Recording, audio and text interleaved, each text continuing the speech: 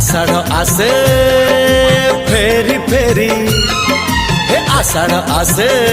हे फेरी फेरी साधब आसुचिल सिंदूर बोईत धरी चोरी चोरी चोरी चोरी चोरी चोरी चोरी चोरी चोरी चोरी चोरी चोरी चोरी चोरी चोरी चोरी